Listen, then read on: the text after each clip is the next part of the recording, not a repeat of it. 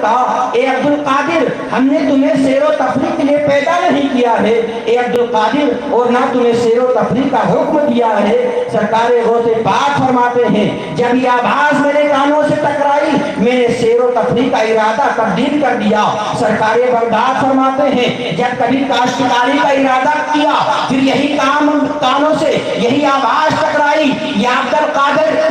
مالی ہاگا خلقتا ولا بھی ہاگا امیرتا اے عبد القادر نہ تو ہم نے تمہیں کاشتکاری کے لیے پیدا کیا ہے اور نہ تمہیں ہم نے اس کا حکم دیا ہے۔ سرکار بغداد فرماتے ہیں جب یہ آواز میرے کانوں سے ٹکرائی فرماتے ہیں میں اپنے قصبے کے ہی مکتب میں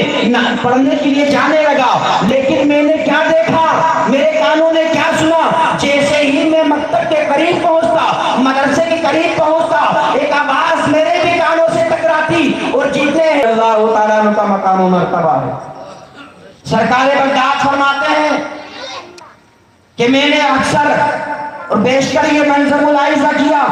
کہ ایک ایسا شخص جس کو میں نہیں پہچانتا جس کو میں نہیں جانتا لیکن وہ میں پہچانتا نہیں تم میرے پیچھے لگے رہتے ہو۔ وہ کہنے والا شخص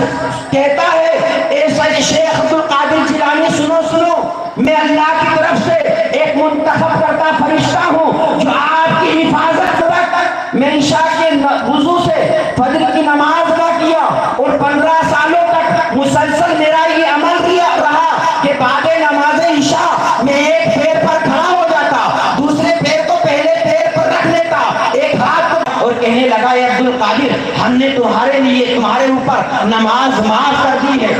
اسی طرح کی 2 کرامتیں ملتی جلتی آتی ہیں ان میں سے ایک یہ ہے وہ ابر کا ٹکڑا کہتا ہے عبد القادر ہم نے تمہارے اوپر نماز معاف کر دی ہے۔ سرکار بغداد فرماتے ہیں اتنا سنتے ہیں آپ لاہور پڑھتے ہیں وہ ابر کا جو ٹکڑا تھا بادل کا جو ٹکڑا تھا دھواں ہو کر اڑنے لگا اڑتے اڑتے اس سے آواز آتی ہے اے عبد القادر تمہیں تمہارے علم نے بچا لیا ہے۔ سرکار غوث پاک فرماتے ہیں لا حول ولا قوت اے شیطان جاتے جاتے بھی مجھے دیکھ رہا ہے مجھے میرے علم نے نہیں بلکہ مجھے میرے رب کے فضل نے بچایا۔ مجھے میرے رب کے فضل نے بچایا۔ تو سرکار بغداد رضی اللہ تعالیٰ جو شب و روز خدا کی عبادت و بندگی میں لگے رہتے اور عاجزی انکساری کا یہ عالم عاجزی انکساری کا یہ عالم آج ہم لمحہ لمحہ گناہ کرتے ہیں ہر آن گناہ میں ڈوبے ہوئے رہتے ہیں لیکن آؤ سرکار غوث پاک رضی اللہ تعالیٰ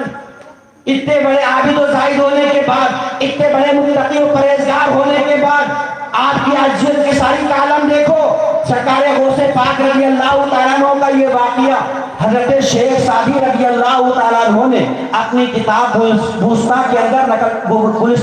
نقل فرمایا۔ یہ کتاب بزبان فارسی ہے اور یہ شیخ سعدی کون ہے؟ حضرت شیخ سعدی یعنی رسول پاک صلی اللہ تعالیٰ علیہ وسلم کے پڑھائے ہوئے حضرت شیخ سعدی ہیں۔ ان کا عجیب و غریب معاملہ ہے۔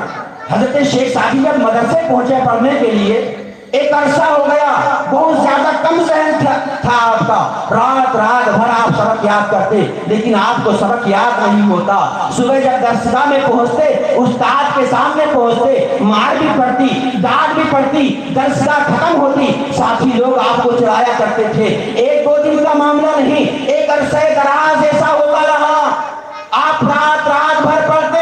لیکن آپ کو سبق یاد نہیں ہوتا۔ ایک عرصہ دراز کے بعد جب آپ کے دل میں خیال ہوا کہ سعدی تو رات بھر کتابوں کا سبق یاد کرتا ہے لیکن تجھے سبق یاد نہیں ہوتا ایسا کر تو اپنی جان کو ہلاک کر دے۔ حضرات گرامی حضرت شیخ سعدی رضی اللہ تعالیٰ ایک رات پھر سبق یاد کرنے میں مشغول تھے پھر سبق یاد نہیں ہوا سوچنے لگے پھر صبح استاد کی مار پڑے گی استاد مجھے ڈانٹیں گے میرے ساتھی میرا مذاق اڑائیں گے اب چلا جائے اور پہاڑ پر چڑھ کر اپنی جان کو ہلاک کر دیا جائے۔ اس ارادے سے مدرسے سے باہر نکلتے ہیں کھڑامہ پہاڑ کے اوپر پہنچ جاتے ہیں اور پہاڑ کے اوپر پہنچتے ہیں اور سوچ رہے ہیں اب یہاں سے گر کر میں اپنی جان کو ہلاک کر دوں گا اب میں اپنی زندگی کا قصہ تمام کر دوں گا۔ حضرت شیخ سعدی رضی اللہ تعالیٰ قریب تھا ایک قدم بڑھا کر اپنی جان کو ہلاک کر دے آواز تو سنائی دی لیکن آواز دینے والا نظر نہیں آیا۔ پھر آپ سوچتے ہیں یہ میرا وہم ہوگا یہ میرا گمان ہوگا आवाज